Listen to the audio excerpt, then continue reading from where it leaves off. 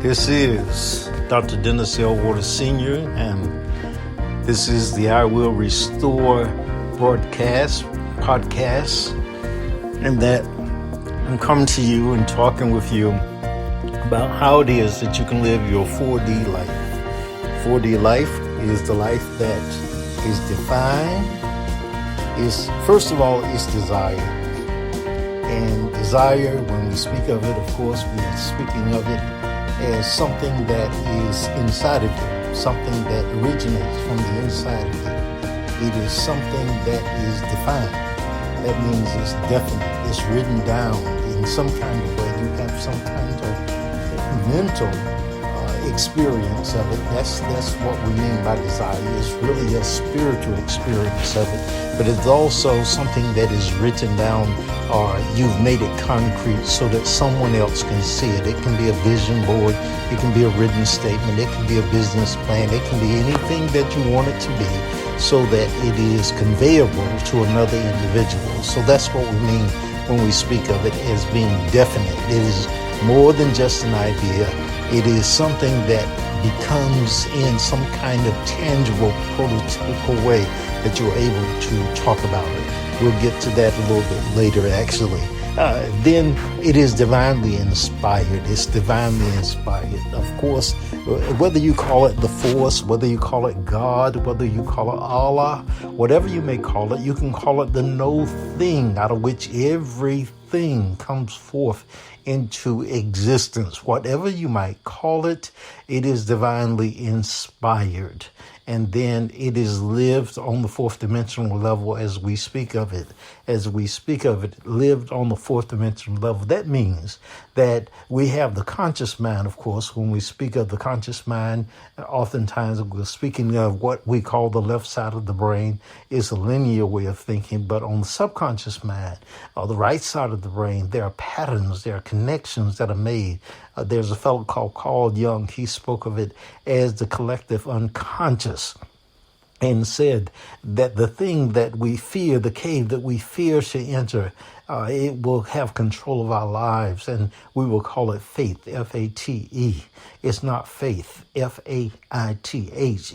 We call it faith, but it takes faith, F-A-I-T-H, for us to enter the cave knowing everything is still going to be all right. So we enter the collective unconscious, or the subconscious, or the subjective mind, as some call it, and we go there and we live there in our imagination and know that we have a level of conscious control over that which enters our subconscious. This is the power of what we're talking about in regard to this program, is learning how to have that power, to exercise that power, to understand how you go about a process of actually having and gaining control over your subconscious mind, because it's out of that imagination creates one's reality, and that gives one the power by which one is able to bring about the things that they desire, things that they define, things that are divinely intended for them, because it's written again on one's DNA. So this is the I Will Restore podcast. I Will Restore podcast. We've got trainings and everything else.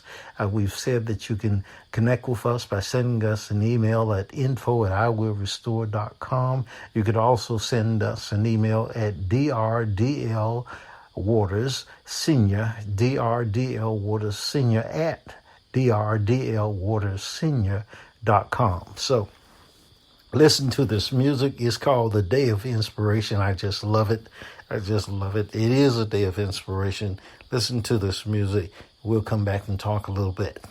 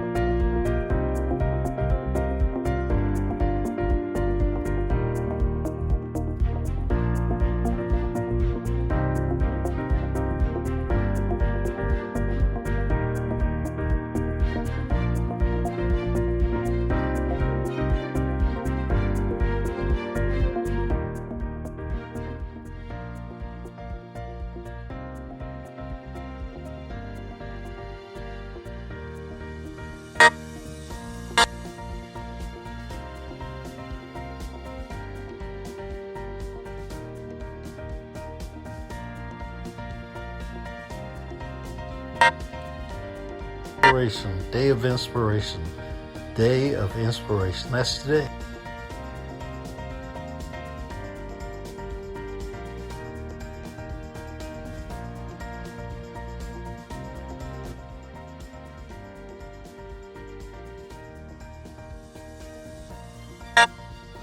This is the I Will Restore broadcast.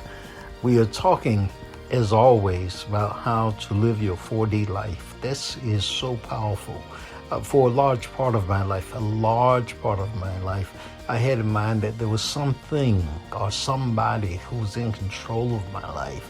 They were in charge. And then I began to understand that my life was being programmed by me.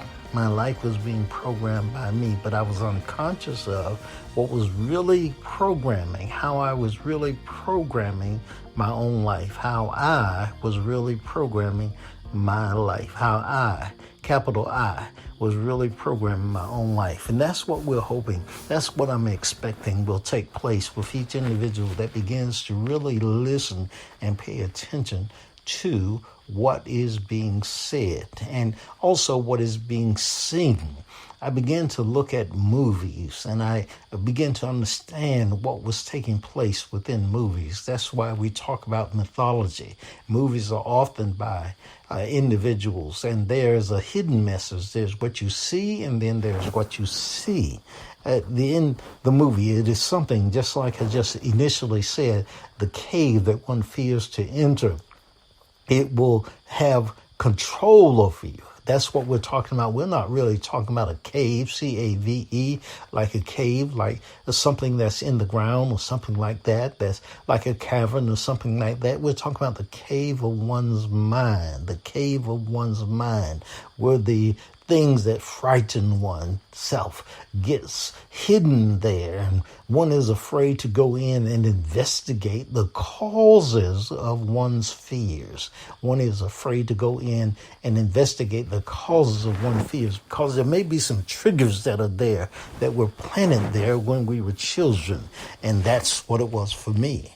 And so I began to read, I began to study, I began to investigate various things. There's a book called The Hero with 1,000 Faces that began to unfold for me how movies were actually made, what they were really dealing with, because it went back into the mythologies, not only of individuals like myself, but I mean, between Joseph Campbell, Dr. Joseph Campbell, and Dr. Carl Jung, they investigated stories that had been told, it almost seemed, since creation, so that we might get an understanding of what were the meanings inside of these stories that were being told, that are still being told today.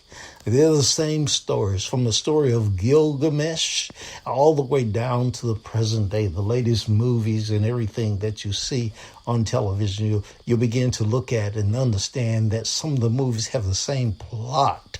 They have the same characters, there are archetypes that are involved, and you'll begin to understand that you are one of those archetypes. You're two of them, or you're three of them, or you're 20 of them.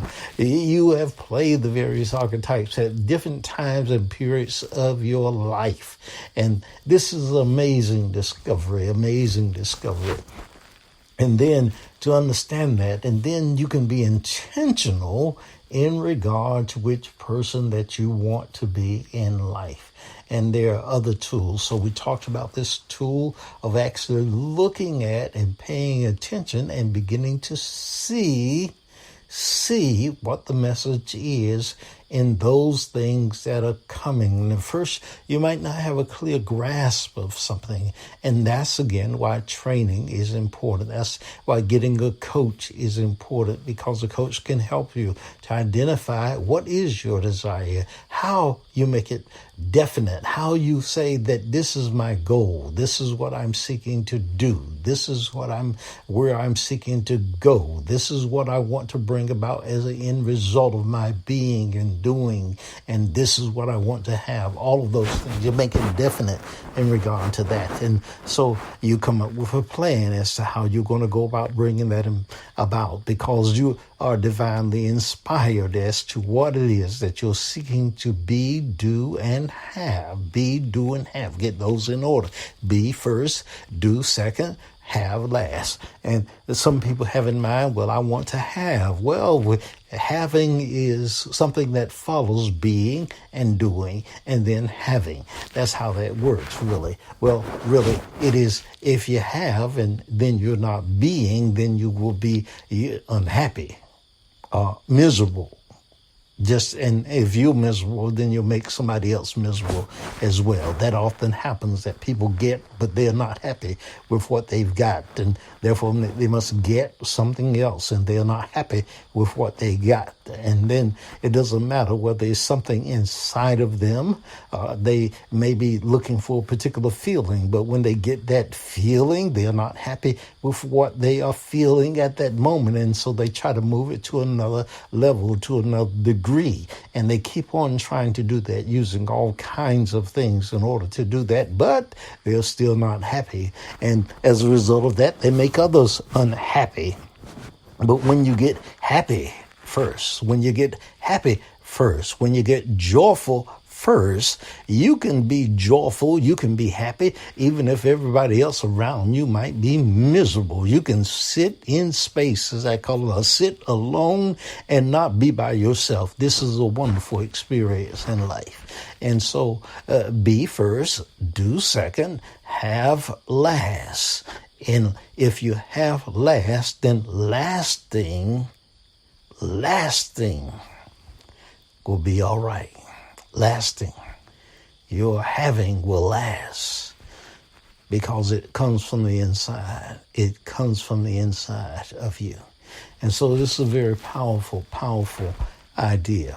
And then you'll develop practices that will expand you, will grow you, will multiply your ability to enjoy moments that will turn into minutes, that will turn into hours, that will turn into days, that will turn into months, weeks and months and years and decades and scores. Lifetimes. It is something to actually have the experience that I'm speaking of here. It is something wonderful, really, to have the experience. You get the tools and everything that goes along with what we're talking about. And one of the things that has happened with me, and I'm just a person who does research. I read, and I've read a number of books. I started out, I've had experiences in life. When I came out of the Army, I say to individuals that I was messed up in a certain kind of way. I had spent a few years in the Army, got a little bit disoriented, came out with various experiences that I was disoriented in a certain kind of way, and then found an anchor. I went to church, and I sat in church, and I listened because I had gone to church before I went into the Army, and then I went to church, and I found an anchor.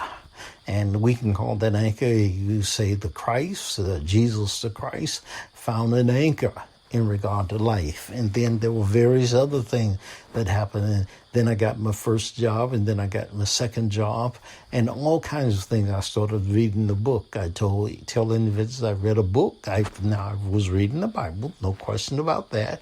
I understood what it meant to actually have a personal relationship with Jesus the Christ. It was Jesus as an individual. You might say Jesus was a human being as an individual, Jesus, but Jesus the Christ is more. And that Bible says that let this mind be in you, which was also in Christ Jesus. That's something that's in me, something in me. I'm the temple of the Holy Spirit. I begin to understand what that meant, that I'm the temple, that God dwells in me, that I'm a child of God. And that begins to have an effect on me. And I read about it and understood so that I get greater and greater assurance of it. And this was a wonderful, wonderful experience because day by day, moment by moment, over the course of time, become someone that trusted that there's a text in the Bible and I was a student of the Bible, that David said, "This I know, that God is for me.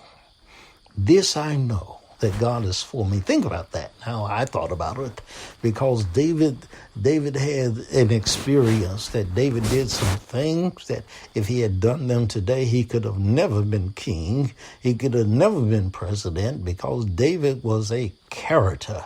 And so that all of those kinds of things. And I looked at that experience, and then David had the experience where he understood that God was omnipresent. Remember that David said things like, "If I fly to the highest heights, God is there. If I go to the lowest depth, I was there. If I go east or west, God is at each end of those." And God has not moved at all. Wherever I might go, God is still there. And David, it was just something to understand the experience and to enter into the experience of David, and then look at my own experience. Say, if God loved David, then certainly he must love me. I looked at the experience of people like Elijah and Elisha. Those are two of the most powerful prophets that were in the Bible. They are raising the dead. They are raising the dead. They are feeding the multitudes. They are calling down fire from heaven. All kinds of things that are there in the Bible in regard to those individuals. And so I was reading and studying. I began to understand, as I said, patterns that were happening with people who were just like me, just like you. And as I began to study, I began to understand the principles. I read various books that talked about this aspect of that. There's a science in prayer. There's a science in prayer. One of them was what we call affirmations today. I tell individuals that I would stand before a mirror in the morning and I would recite, "I can do all things through Christ, which strengthens me." All the things that I do in Christ, they strengthen me. They give me strength. I can do all things. I did that 10 times in the morning before I went to work, and did it 10 times in the afternoon. People say, "Well, did it work?" Well, I won awards. I got promotions. I made more money. Yes, it worked for me. It worked for me. It changed my life. It changed my life. And so I encourage others. Is it instantaneous? No. I just tell you the truth. For me, it was not. It's like a statement that individuals said, like success. They say a person is an overnight success. And then the individual says, yes, it was overnight. I went to sleep one morning, things changed. The next morning, yes. But it only took 15 years of preparation. And they tell the story of the bamboo shoot that's in the ground for a long period of time. I think it's like 7 years before it even comes up out of the ground. Well, it came up overnight, it seems. Yes, it did. It just took 7 years on the ground for it to do that, whatever that length of time. And I'm not saying it's that length of time, but I'm saying that you got to be patient with this stuff. That's why we get the training. David was anointed to be king of Israel. Anointed, designated by God. But look at what he had to go through in order to be king. After he was anointed,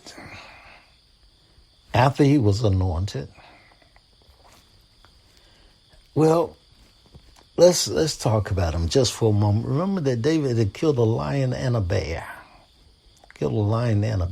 I mean, that's something. Little shepherd boy that his brother sent him off somewhere and said, "Go keep those sheep, away from home." It's almost like he was an outcast, like his brothers didn't even want him around. Go keep those sheep way out, far from everybody else.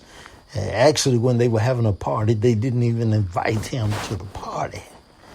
They were having a good time when Samuel came. And Samuel, the prophet, you know how the minister comes to the home. Samuel came, and Samuel had to tell the family, says, "We're not going to have a good time until David gets here." And he was there to anoint the king. And so he anoints David when he finally gets there. And you will recall that what takes place is that after David is anointed king, there are all kinds of events. Now, David, even after he had killed Goliath, when he did this great thing of killing the giant that had intimidated all the people of Israel, had dared them to actually come out and face him in battle, dared them, had the men hiding in their caves, their knees and their necks were shaking. Just at the voice of Goliath as he thundered through the mountains and the hills, without even a microphone, without even a blowhorn, just thundered. And David said, I'm not afraid of you. I don't care how many battles you've been in. I've been in a few of my own. I don't care how big you are, how tall you are. Doesn't matter. My experience, as far as you're concerned, Goliath, you may think that you have more experience in battles than I have. You may think that your battles are different. But David said, at the level of principle, at the level of seed form, my experience with God, not with something outside of me, but with God inside of me, is equal to and greater than your experience with all the people outside of you that you have fought. You have fought enemies on the outside of you, but I fought the enemies on the inside of me. David said to Goliath, you come to me trying to make me afraid of you. But I come to you already having conquered the enemies inside of me. And there's no enemy outside of me that can ever defeat me when I have defeated the enemy inside of me. I'm not quivering in my boots or my sandals because you're bigger, because you seem to be stronger, or anything else. I know that a well-placed rock in your forehead will cause you to hit the ground.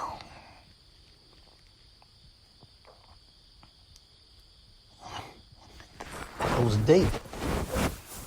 Guess what? He stood his ground, and Goliath hit the ground. He was dead. Did everybody rejoice? Everybody but Saul, perhaps. Saul didn't rejoice. Saul saw a rival. Everybody else wanted to give David a reward. Saul saw a rival. He wanted to kill David. He knew he was anointed by God. So David had to run and hide, of course. David had to run and hide. You know, again, success, not overnight. Success, not without risk. That's unrealistic for, especially if you're a pioneer, the first of your family, the first of your clan, whatever it may be, because the status quo will fight to the death. Fight to the death. You got these second, third, fourth, fifth, sixth, seventh, eighth, ninth, 10th, 20th generation individuals fight to the death to maintain their status. That's been my experience anyway. But David had to go run and hide because Saul was going to kill him. And he went and stayed in caves, stayed with the Philistines. And after a while, Saul, when he didn't have David to fight, he turned to the people because he had to fight somebody just like Goliath. He was fighting the enemies outside of himself. Or so he thought. And made everybody miserable. And David was there in his cave, and after a while Saul upset enough people, so they ran away from Saul, and they ran to David. And when they got to David, David found 40 good men. 40 good men and their families, their wives and their children. And before they would go fight anymore, David trained them. That's what any good leader does. Before he goes fight the big battles, he trains a small band of individuals. That's what Jesus the Christ did. That's why he had the 12 disciples. He had 4 of them that were really, really special individuals. Really special individuals. That's why somebody must take the time and train individuals. People get all upset. They got so many this and so many that, and in this day and time, so many people who like them on Facebook or whatever.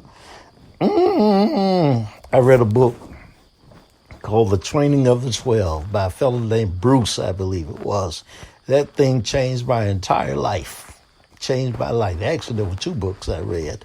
One was called The Mind of Christ. That taught me about growing, and what I'm talking about now was one of the first introductions to this idea about growing into what I call now the 4D life. The 4D life that I mentioned at the beginning.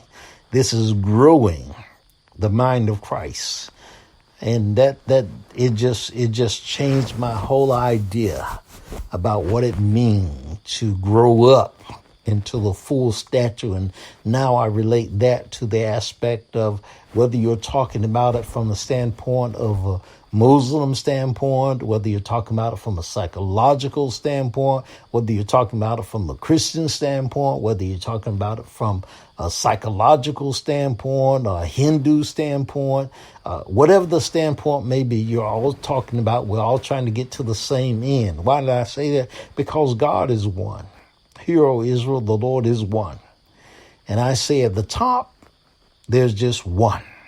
It's just one. God, hear, O Israel, God is one. There's not many gods. There's one God. That's what every tradition teaches. There's just one. And so I look at it and I say God created one human, one humanity, if you will. There's just one. And we're all growing into the full stature of that one. There's some way that all of this that is called human fits together. We're all growing. And that's why this idea of the collective unconscious is just one. It's called the body of Christ, the body of God, the manifest creation of God. That's what we're talking about here. They're tools and techniques so that we all see how we fit together. Isn't that the dream that people call nirvana or heaven? Isn't that the dream?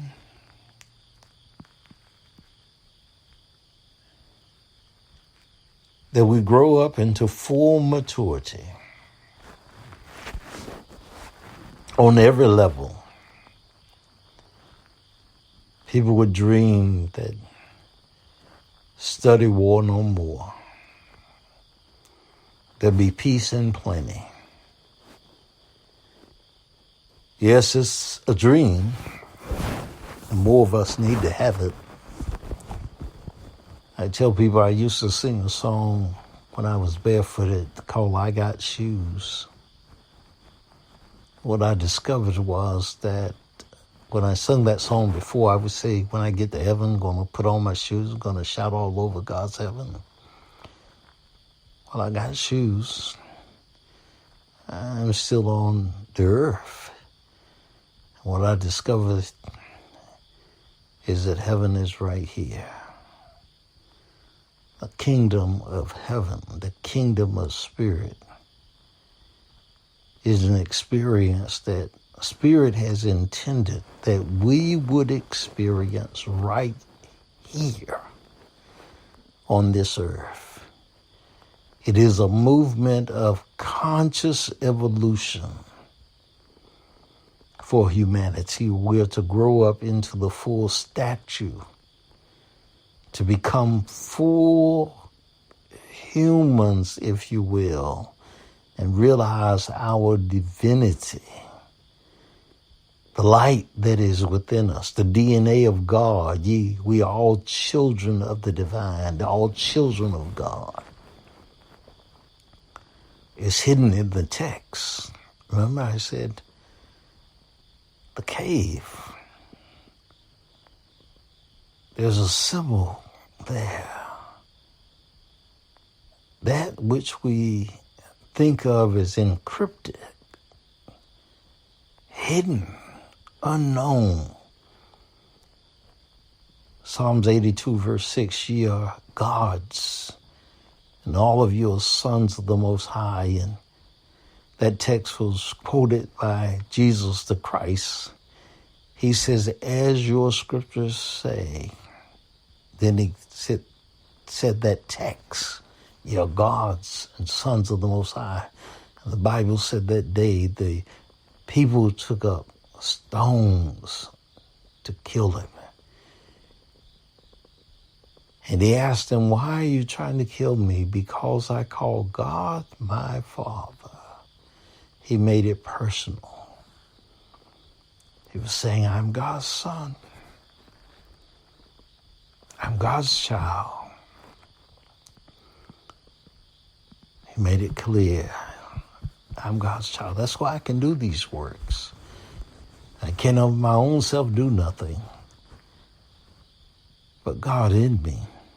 God as me. God working through me. God working with me. God working. I can do all things through the Christ that strengthens me.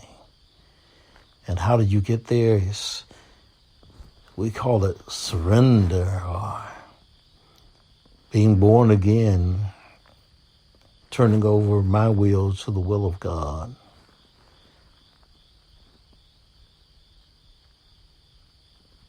Trust and obey. Again, there's training that goes along. It helps an individual who arrive at that point. What I'm here to say is that there are paths, trainings, and footsteps that a person can take. And I'm here to tell you that God is faithful. By whatever name you may call God, God is faithful.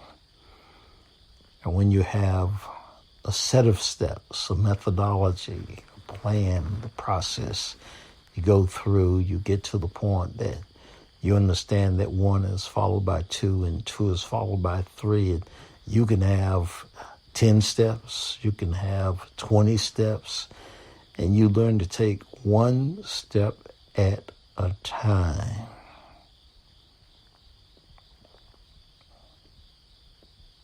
One step at a time.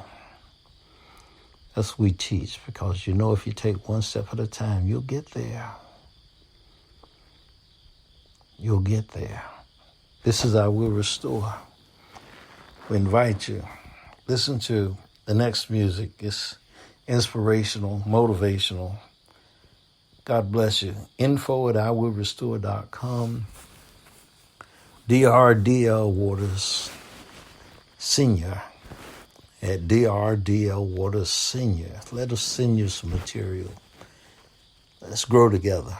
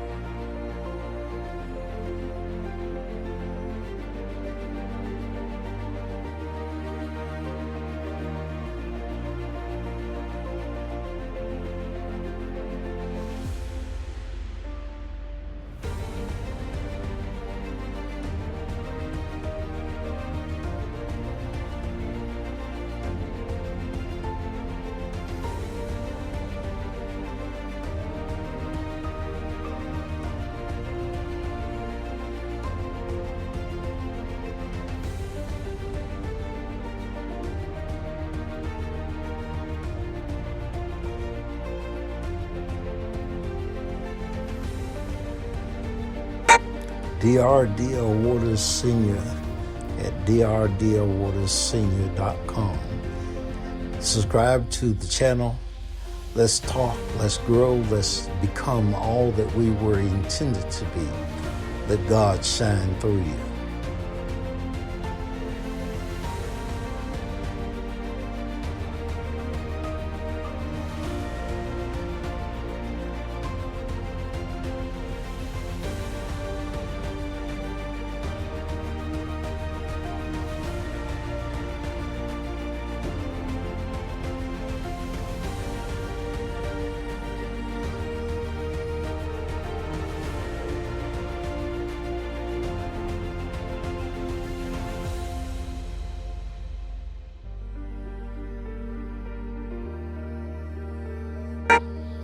I'm doing some work on my websites. I have a number of them working on to bring to pass the vision that God has given me and that I've been working on for a number of years.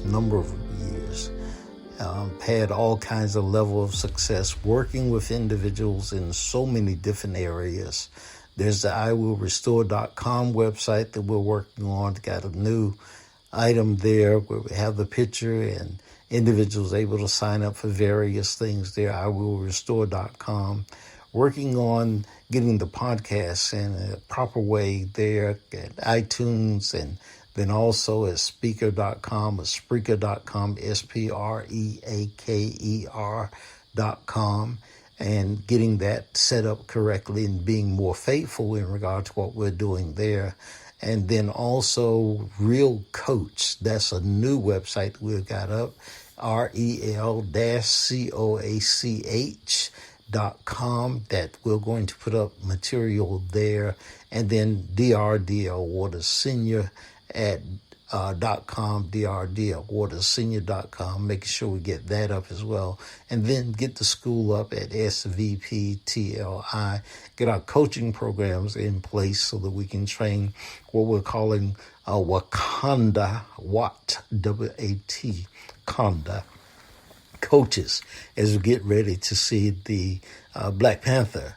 As it comes out, we hope, we believe in the next couple of years it's going to come out. Want to have a couple of thousand coaches that are trained. We call them Black Panther coaches. That's our intent in regard to that. They're going to be real coaches. I've been trained. Got various certifications when it comes along with that. So we're going to train some coaches to use the tools that we have used ourselves. We've got a great deal of success in regard to what we're doing. So there are things that we're doing in order to help individuals to live this 4D life. All of those things are in place, and we're bringing them forth. We've kept them close to us for some time, but now's the time. Now's the time, in the midst of all that we see going on in the world, that we're going to bring these things forward. Ride with us. Take the journey with us. It's a hero's or heroine's journey, and I guarantee you put your heart in it, you'll get hard for it. God bless you. Take care.